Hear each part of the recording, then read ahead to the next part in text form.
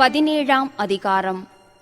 கர்த்தருடைய வார்த்தை எனக்கு உண்டாகி அவர், மனுபுத்திரனே, நீ இஸ்ரவேல் வம்சத்தாருக்கு ஒரு விடுகதையையும் உவமையையும் கூறி சொல்ல வேண்டியது என்னவென்றால், கர்த்தராகிய ஆண்டவர் சொல்லுகிறார், பெரிய செட்டைகளையும் நீளமான இறகுகளையும் உடையதும் பல வருணமான இறகுகளால் நிறைந்ததுமாகிய ஒரு பெரிய கழுகு லீபனோனில் வந்து ஒரு கேதுருவின் நுனிக்கிளையை பிடித்து அதன் இளங்கிளையிலுள்ள கொழுந்துகளை கொய்து அதை வர்த்தக தேசத்துக்கு கொண்டு போய் அதை வர்த்தகருடைய நகரத்திலே வைத்தது. தேசத்தின் விதையில் ஒன்றை எடுத்து அதை பயிர் நிலத்திலே போட்டு அதை எடுத்து மிகுந்த தண்ணீர் ஓரத்திலே பத்திரமாய் நட்டது. அது துளிர்த்து படர்ந்து தாழ்ந்த அடிமரமுள்ள திராட்சைச் செடியாயிற்று. அதன் கொடிகள் அந்த கழுகுக்கு நேராகவும் அதன் வேர்கள் அதன் கீழாகவும் இருந்தன. இவ்விதமாய் அது திராட்சைச் செடியாகி கிளைகளை வீசி கொப்புகளை விட்டது. அன்றியும் பெரிய செட்டைகளையும் திரளான இறகுகளையும் உடைய வேறொரு பெரிய கழுகு இருந்தது. இதோ, அது தன் நடவாகிய பாத்திகளிலிருந்து அதற்கு தண்ணீர் பாய்ச்சும்படி இந்த திராட்சைச் செடி அதற்கு நேராக தன் வேர்களை விட்டு அதற்கு நேராக தன் கொடிகளை வீசினது. கொப்புகளை விடுகிறதற்கும் கனியை தருகிறதற்கும் மகிமையான திராட்சைச் செடியாகிறதற்கும் இது மிகுந்த தண்ணீர்களின் ஓரமாகிய நல்ல நிலத்தில் நடப்பட்டிருந்தது. இது செழிக்குமா? இது பட்டுப்போகத்தக்கதாய் ஒருவன் இதன் வேர்களை பிடுங்காமலும் இதன் கனியை வெட்டாமலும் இருப்பானோ? துளிர்த்த எல்லா இலைகளோடும் இது பட்டுப்போகும். இதை வேரோடே பிடுங்கும்படி ஒருவன் பலத்த புயத்தோடும் திரண்ட ஜனத்தோடும் வரத் தேவையில்லை. இதோ, நடப்பட்ட இது செழிப்பாயிருக்குமோ? கொண்டல் காற்று இதன் பேரில் படும்போது இது வாடி உலர்ந்து போகாதோ? இது நடப்பட்ட பாத்திகளிலே வாடிப்போமென்று கர்த்தராகிய ஆண்டவர் உரைக்கிறார் என்று சொல் என்றார். பின்பு கர்த்தருடைய வார்த்தை எனக்கு உண்டாகி அவர், இப்போதும் இவைகளின் தாற்பரியம் தெரியுமா என்று நீ கலக வீட்டாரை கேட்டுச் சொல்ல வேண்டியது என்னவென்றால், இதோ, பாபிலோன் ராஜா எருசலேமுக்கு வந்து அதன் ராஜாவையும் அதன் பிரபுக்களையும் பிடித்து அவர்களை தன்னிடமாக பாபிலோனுக்கு கொண்டு போகும்போது அவன் ராஜவம்சத்திலே ஒருவனை தெரிந்தெடுத்து அவனோடே உடன்படிக்கை பண்ணி, ராஜ்யம் தன்னை உயர்த்தாமல் தாழ்ந்திருக்கும்படிக்கும் தன் உடன்படிக்கையை அவன் கை கொள்ளுகிறதினால் அது நிலை நிற்கும்படிக்கும் அவனை ஆணை பிரமாணத்துக்கு உட்படுத்தி தேசத்தில் பலசாலிகளை பிடித்து கொண்டு போனானே. இவன் அவனுக்கு விரோதமாய் கலகஞ்செய்து தனக்கு குதிரைகளையும் அநேகம் ஆட்களையும் அனுப்ப வேண்டுமென்று தன் ஸ்தானாபதிகளை எகிப்துக்கு அனுப்பினான். இப்படிப்பட்டவனுக்கு வாய்க்குமோ? இப்படி செய்கிறவன் தப்பித்துக் கொள்வானோ? உடன்படிக்கையை முறித்தவன் தப்பித்துக் கொள்வானோ? தன்னை ராஜாவாக ஏற்படுத்திய ராஜாவினுடைய ஆணையை அசட்டை பண்ணி அவனுடைய உடன்படிக்கையை முறித்து போட்டவன் அந்த ராஜாவினுடைய ஸ்தானமாகிய பாபிலோன் நடுவிலே அவன் அண்டையிலிருந்து மரணமடைவான் என்று என் ஜீவனைக் கொண்டு சொல்லுகிறேன் என்று கர்த்தராகிய ஆண்டவர் சொல்லுகிறார். அவன் அநேகம் ஜனங்களை நாசம் பண்ணும்படி அணை போட்டு கொத்தளங்களை கட்டும்போது பார்வோன் பெரிய சேனையோடும் திரளான கூட்டத்தோடும் வந்து இவனுக்காக யுத்தத்தில் உதவ மாட்டான். இதோ, இவன் கையடித்து கொடுத்திருந்தும் உடன்படிக்கையை முறித்து போட்டு ஆணையை அசட்டை பண்ணினான். இப்படியெல்லாம் செய்தவன் தப்புவதில்லை. அதிநிமித்தம் கர்த்தராகிய ஆண்டவர் சொல்லுகிறது என்னவென்றால், அவன் என் ஆணையை அசட்டை பண்ணினதையும் என் உடன்படிக்கையை முறித்து போட்டதையும் நான் அவனுடைய தலையின் மேல் வரப்பண்ணுவேன் என்று என் ஜீவனைக் கொண்டு சொல்லுகிறேன். அவன் என்னுடைய கண்ணியில் அகப்படும்படிக்கு நான் என் வலையை அவன் மேல் வீசி அவனை பாபிலோனுக்கு கொண்டு போய் அவன் எனக்கு விரோதமாய் பண்ணின துரோகத்தின் நிமித்தம் அங்கே அவனை நியாயம் விசாரிப்பேன். அவனோடே கூட ஓடிப்போகிற யாவரும் அவனுடைய எல்லா இராணுவங்களும் பட்டயத்தால் விழுவார்கள். மீதியானவர்களோ சகல திசைகளிலும் சிதறடிக்கப்படுவார்கள். அப்பொழுது கர்த்தராகிய நான் இதைச் சொன்னேன் என்று அறிந்து கொள்வீர்கள். கர்த்தராகிய ஆண்டவர் சொல்லுகிறது என்னவென்றால், நான் உயர்ந்த கேதுருவின் நுனிக்கிளைகளில் ஒன்றை எடுத்து அதை நடுவேன். அதன் இளங்கிளையிலுள்ள கொழுந்துகளில் இளசாயிருக்கிற ஒன்றை கொய்து அதை உயரமும் உன்னதமுமான ஒரு பர்வதத்தின் மேல் நாட்டுவேன். இஸ்ரவேலின் உயரமான பர்வதத்திலே அதை நாட்டுவேன். அது கொப்புகளை விட்டு கனி தந்து மகிமையான கேதுருவாகும். அதன் கீழே சகலவித பட்சி ஜாதிகளும் தங்கி அதன் கிளைகளின் நிழலிலே தாபரிக்கும். அப்படியே கர்த்தராகிய நான் உயர்ந்த விருட்சத்தை தாழ்த்தி தாழ்ந்த விருட்சத்தை உயர்த்தினேன் என்றும், நான் பச்சையான விருட்சத்தை பட்டுப்போக பண்ணி பட்டுப்போன விருட்சத்தை தழைக்க பண்ணினேன் என்றும் வெளியின் விருட்சங்களுக்கு எல்லாம் தெரியவரும். கர்த்தராகிய நான் இதை சொன்னேன், இதை நிறைவேற்றினேன் என்று உரைத்தார் என்று சொல் என்றார். 18ஆம் அதிகாரம். கர்த்தருடைய வார்த்தை எனக்கு உண்டாகி அவர் 2 பிதாக்கள் திராட்சக்காய்களை தின்றார்கள், பிள்ளைகளின் பற்கள் கூசிப்போயின எனும் பழமொழியை நீங்கள் இஸ்ரவேல் தேசத்தை குறித்து சொல்லுகிறது என்ன?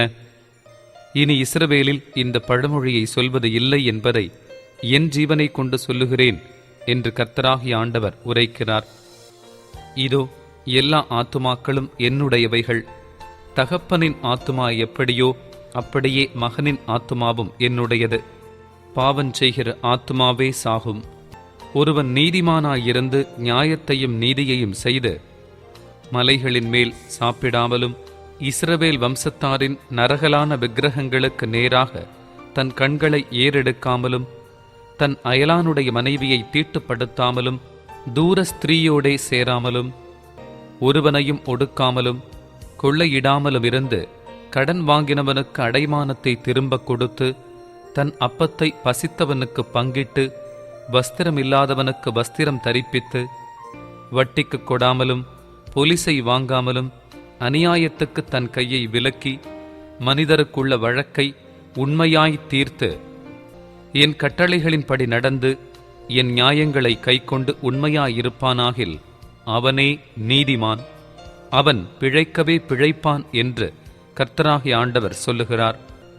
ஆனாலும் அவனுக்கு ஒரு குமாரன் பிறந்து அவன் கள்ளனும் இரத்தம் சிந்துகிறவனும் மேற்சொல்லிய கடமைகளின்படி நடவாமல் இவைகளில் ஒன்றுக்கொப்பானதை செய்கிறவனுமாயிருந்து மலைகளின் மேல் சாப்பிட்டு தன் அயலானுடைய மனைவியை தீட்டுப்படுத்தி சிறுமையும் எளிமையுமானவனை ஒடுக்கி கொள்ளைக்காரனாயிருந்து அடைமானத்தை திரும்பக் கொடாமல் நரகலான விக்கிரகங்களுக்கு நேராக தன் கண்களை ஏறெடுத்து அருவருப்பானதை செய்து வட்டிக்கு கொடுத்து பொலிசை வாங்கினால் அவன் பிழைப்பானோ?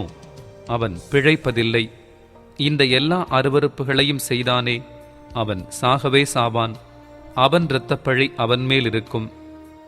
பின்னும் இதோ, அவனுக்கு ஒரு குமாரன் பிறந்து அவன் தன் தகப்பன் செய்த எல்லா பாவங்களையும் கண்டு தான் அவைகளின்படி செய்யாதபடிக்கு எச்சரிக்கையாயிருந்து மலைகளின் மேல் சாப்பிடாமலும் இஸ்ரவேல் வம்சத்தாரின் நரகலான விக்கிரகங்களுக்கு நேராக தன் கண்களை ஏறெடுக்காமலும் தன் அயலானுடைய மனைவியை தீட்டுப்படுத்தாமலும் ஒருவனையும் ஒடுக்காமலும் அடைமானத்தை வைத்துக் கொண்டிராமலும் கொள்ளையிடாமலும் தன் அப்பத்தை பசித்தவனுக்கு பங்கிட்டு வஸ்திரமில்லாதவனுக்கு வஸ்திரம் தரிப்பித்து சிறுமையானவனுக்கு நோவுண்டாகாதபடி தன் கையை விலக்கி வட்டியும் பொலிசையும் வாங்காமலிருந்து என் நியாயங்களின்படி செய்து என் கட்டளைகளில் நடந்தால் அவன் தன் தகப்பனுடைய அக்கிரமத்தின் நிமித்தம் சாகாமல் பிழைக்கவே பிழைப்பான். அவன் தகப்பனோவென்றால் கொடுமை செய்து சகோதரனை கொள்ளையிட்டு தகாததை தன் ஜனங்களின் நடுவிலே செய்தபடியினால் இதோ அவன் தன் அக்கிரமத்திலே சாவான்.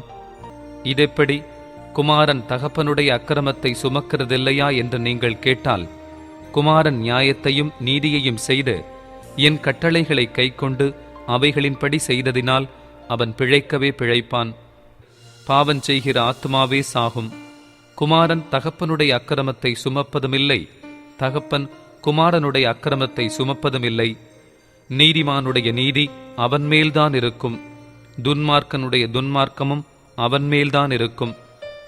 துன்மார்க்கன் தான் செய்த எல்லா பாவங்களையும் விட்டு திரும்பி என் கட்டளைகளையெல்லாம் கைக்கொண்டு நியாயத்தையும் நீதியையும் செய்வானேயாகில் அவன் பிழைக்கவே பிழைப்பான், அவன் சாவதில்லை. அவன் செய்த எல்லா மீறுதல்களும் நினைக்கப்படுவதில்லை. அவன் தான் செய்த நீதியிலே பிழைப்பான். துன்மார்க்கன் சாகிறது எனக்கு எவ்வளவேனும் பிரியமோ, அவன் தன் வழிகளை விட்டு திரும்பி பிழைப்பது அல்லவோ எனக்கு பிரியம் என்று கர்த்தராகிய ஆண்டவர் சொல்லுகிறார். நீதிமான் தன் நீதியை விட்டு விலகி அநீதி செய்து துன்மார்க்கன் செய்கிற சகல அருவருப்புகளின் படியும் செய்வானேயாகில் அவன் பிழைப்பானோ? அவன் செய்த அவனுடைய எல்லா நீதிகளும் நினைக்கப்படுவதில்லை. அவன் செய்த தன் துரோகத்திலேயும் அவன் செய்த தன் பாவத்திலேயும் சாவான். நீங்களோ ஆண்டவருடைய வழி செம்மையாய் இருக்கவில்லை என்கிறீர்கள். இஸ்ரவேல் வம்சத்தாரே, கேளுங்கள். என் வழி செம்மையாயிராதோ? உங்கள் வழிகள் அல்லவோ செம்மையல்லாததாயிருக்கிறது. நீதிமான் தன் நீதியை விட்டு விலகி அநீதி செய்து அதிலே செத்தால் அவன் செய்த தன் அநீதியின் நிமித்தம் அவன் சாவான். துன்மார்க்கன் தான் செய்த துன்மார்க்கத்தை விட்டு விலகி நியாயத்தையும் நீதியையும் செய்வானேயாகில் அவன் தன் ஆத்துமாவை பிழைக்க பண்ணுவான். அவன் எச்சரிப்படைந்து தான் செய்த எல்லா மீறுதல்களையும் விட்டு திரும்புகிறபடியினாலே அவன் பிழைக்கவே பிழைப்பான், அவன் சாவதில்லை. இஸ்ரவேல் வம்சத்தாரோ, ஆண்டவருடைய வழி செம்மையாய் இருக்கவில்லை என்கிறார்கள். இஸ்ரவேல் வம்சத்தாரே, என் வழிகள் செம்மையாயிராதோ? உங்கள் வழிகள் அல்லவோ செம்மையல்லாததாயிருக்கிறது. ஆகையால் இஸ்ரவேல் வம்சத்தாரே, நான் உங்களில் அவனவனை அவனவன் வழிகளுக்குத் தக்கதாக நியாயம் தீர்ப்பேன் என்று கர்த்தராகிய ஆண்டவர் சொல்லுகிறார். நீங்கள் மனம் திரும்புங்கள், உங்களுடைய எல்லா மீறுதல்களையும் விட்டு திரும்புங்கள். அப்பொழுது அக்கிரமம் உங்கள் கேட்டுக்கு காரணமாயிருப்பதில்லை. நீங்கள் துரோகம் பண்ணின உங்களுடைய எல்லா துரோகங்களையும் உங்கள் மேல் இராதபடிக்கு விலக்கி உங்களுக்கு புது இருதயத்தையும் புது ஆவியையும் உண்டு பண்ணிக் கொள்ளுங்கள். இஸ்ரவேல் வம்சத்தாரே, நீங்கள் ஏன் சாக வேண்டும்? மனம் திரும்புங்கள், அப்பொழுது பிழைப்பீர்கள். சாகிறவனுடைய சாவை நான் விரும்புகிறதில்லை என்று கர்த்தராகிய ஆண்டவர் சொல்லுகிறார். 19ஆம் அதிகாரம். நீ இஸ்ரவேல் பிரபுக்களின் பேரில் ஒரு புலம்பல் பாடி சொல்ல வேண்டியது என்னவென்றால், உன் தாய் எப்படிப்பட்டவள்? அவள் ஒரு பெண் சிங்கம். அவள் சிங்கங்களுக்குள்ளே படுத்திருந்து பாலசிங்கங்களின் நடுவிலே தன் குட்டிகளை வளர்த்தாள். தன் குட்டிகளில் ஒன்று வளர்ந்து பாலசிங்கமாகி இரை தேட பழகி மனுஷரை பட்சித்தது. புறஜாதிகளும் அதன் செய்தியை கேட்டார்கள். அது அவர்களுடைய படுகுழியில் அகப்பட்டது. அதை சங்கிலிகளினால் கட்டி எகிப்து தேசத்திற்கு கொண்டு போனார்கள். தாய் சிங்கம் காத்திருந்து தன் நம்பிக்கை அபத்தமாய் போயிற்றென்று கண்டு அது தன் குட்டிகளில் வேறொன்றை எடுத்து அதை பாலசிங்கமாக வைத்தது. அது சிங்கங்களுக்குள்ளே சஞ்சரித்து பாலசிங்கமாகி இரை தேட பழகி மனுஷரை பட்சித்தது. அவர்களுடைய பாழான அரமனைகளில் திரிந்து அவர்களுடைய பட்டணங்களை பாழாக்கிற்று. அதனுடைய கெர்ச்சிப்பின் சத்தத்துக்கு தேசமும் அதிலுள்ள யாவும் திகைத்தது. அப்பொழுது சுற்றுப்புறத்து ஜாதிகள் அதற்கு விரோதமாக எழும்பி வந்து தங்கள் வலையை அதின்மேல் வீசினார்கள். அது அவர்களுடைய படுகுழியிலே அகப்பட்டது. அவர்கள் அதை சங்கிலிகளினால் கட்டி ஒரு கூட்டுக்குட்படுத்தி அதை பாபிலோன் ராஜாவினிடத்துக்கு கொண்டு போனார்கள். இனி அதன் சத்தம் இஸ்ரவேலின் பர்வதங்களின் மேல் கேட்கப்படாதபடிக்கு அதை அரணான இடங்களில் கொண்டு போய் அடைத்தார்கள்.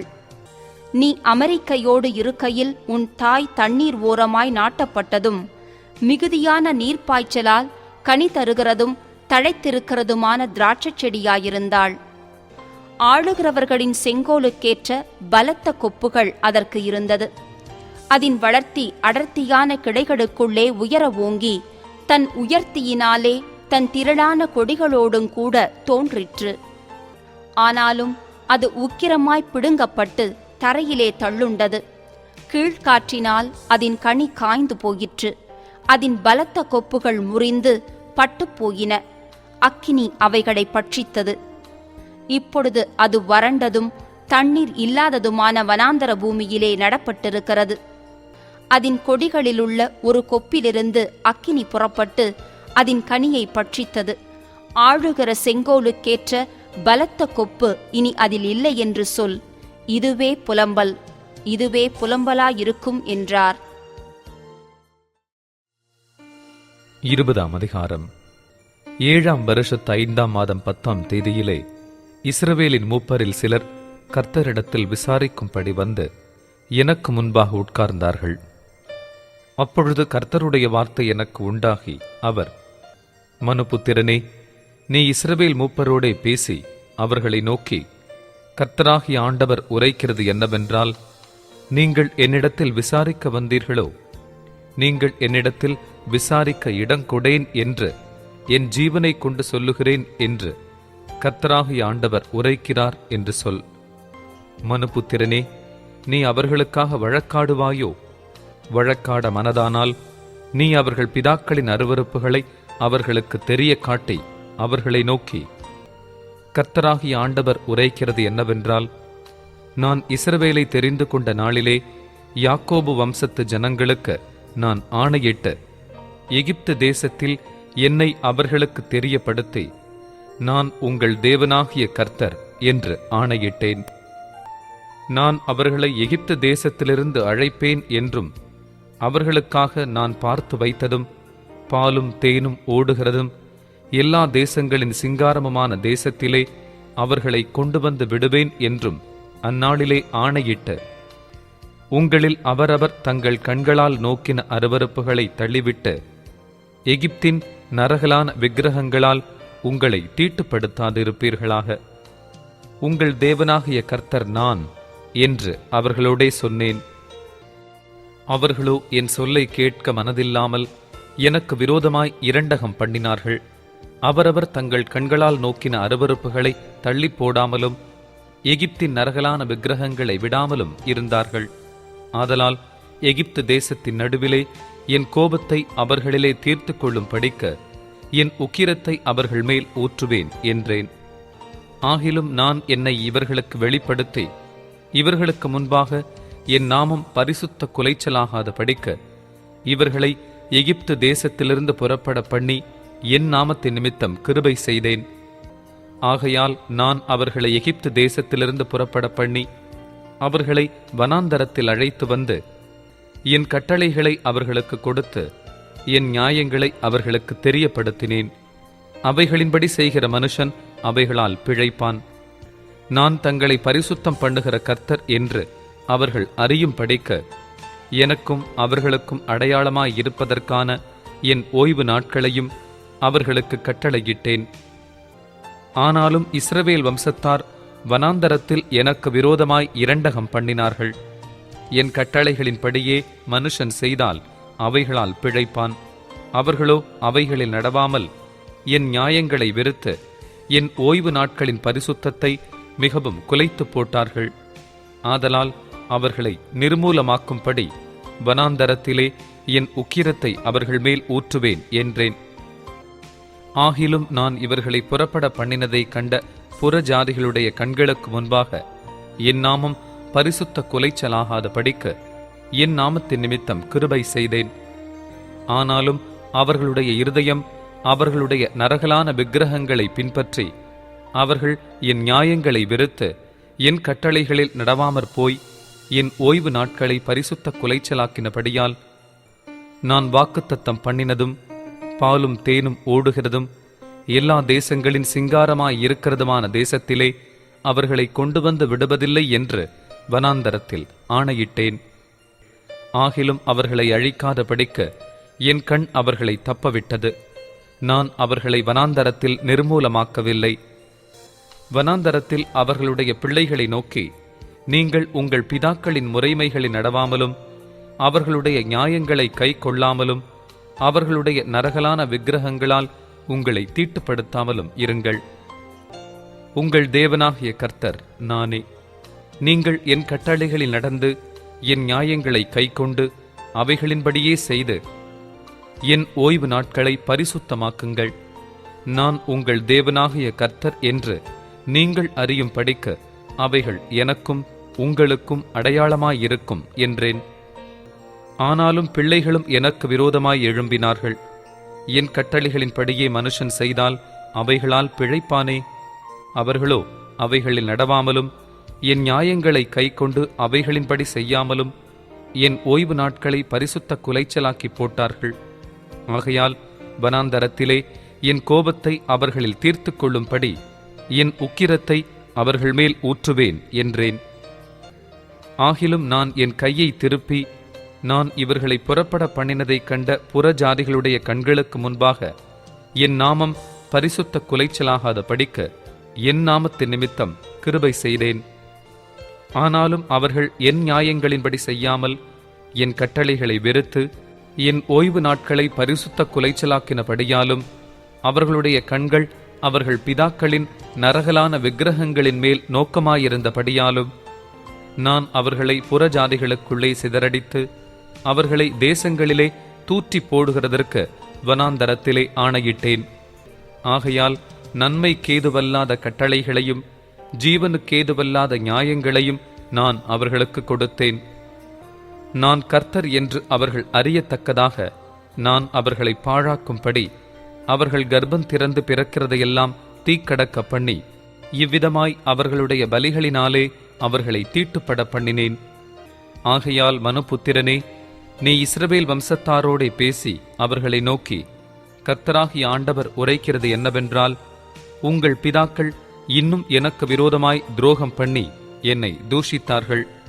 அவர்களுக்கு கொடுப்பேன் என்று ஆணையிட்ட தேசத்திலே நான் அவர்களை பிரவேசிக்க பண்ணின பின்பு அவர்கள் உயர்ந்த ஒரு மேட்டையும் தழைத்த ஒரு விருட்சத்தையும் எங்கெங்கே கண்டார்களோ அங்கங்கே தங்கள் பலிகளை செலுத்தி அவ்விடங்களிலெல்லாம் எனக்கு எரிச்சல் உண்டாக்குகிற தங்கள் காணிக்கைகளை படைத்து சுகந்த வாசனையான தங்கள் தூபங்களை காட்டி தங்கள் பானபலிகளை வார்த்தார்கள்.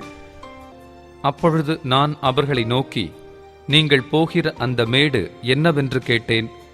அதனால் இந்நாள் வரைக்கும் அதற்கு பாமா என்று பெயர். ஆகையால் நீ இஸ்ரவேல் வம்சத்தாரை நோக்கி, கர்த்தராகிய ஆண்டவர் உரைக்கிறது என்னவென்றால், உங்கள் பிதாக்களுடைய மார்க்கத்தின்படியே நீங்களும் தீட்டுப்பட்டவர்கள் அல்லவோ? அவர்களுடைய அருவருப்புகளை நீங்களும் பின்பற்றி சோரம் போகிறீர்கள் அல்லவோ?